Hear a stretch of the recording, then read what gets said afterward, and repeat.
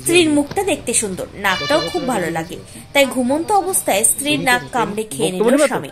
এমন ঘটনা ঘটল নদিয়ার শান্তিপুর থানার অন্তর্গত 11 নম্বর ওয়ার্ডের বেরপাড়া এলাকার বাসিন্দা বাপন শেখের সঙ্গে গত 9 বছর আগে প্রেম করে বিয়ে হয় মধু খাতুনের।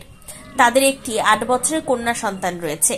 9 বছর ধরে সংসার ভালোই চলছিল তাদের, কিন্তু স্বামী মাঝে মধ্যেই বলতো তার স্ত্রীর মুখটা খুব সুন্দর, বিশেষ করে নাকটা খুব ভালো লাগে।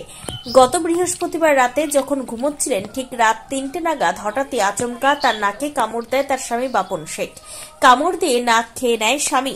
আচমকা জ্বালা যন্ত্রণায় ঘুম ভেঙে যায় স্ত্রী মধু খাতুনের।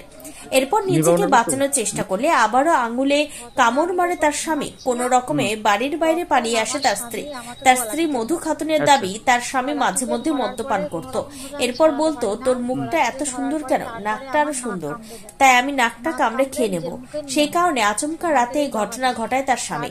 পাশাপাশি তিনি আরো অভিযোগ করে, যেহেতু আমার মুখ সুন্দর তাই অ্যাসিড মারার হুমকিও দিয়েছিল স্বামী। এরপর স্ত্রী মধু খাতুন শান্তিপুর থানায় তার স্বামী বাপন শেখের বিরুদ্ধে একটি লিখিত অভিযোগ দায়ের করে। অভিযোগের ভিত্তিতে অভিযুক্ত বাপন শেখকে গ্রেফতার করে পুলিশ। আজ তাকে রানাঘাট আদালতে তোলা হয়। জানি না কি কারণে করেছে, কেননা আমি ঘুমাচ্ছি। কোনো অশান্তি ছিল? কোনো অশান্তি নেই, কোনো ঝামেলা নেই, কোনো কিছুই ছিল না।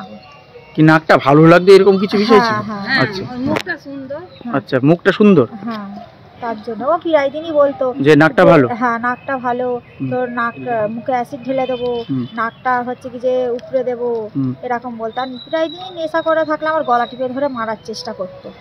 তবুও আমি নিজেকে বাঁচার চেষ্টা করতাম, কিন্তু সেদিন এমন হয়েছিল আমাকে পুরো হাফ মারাই করে ফেলেছে।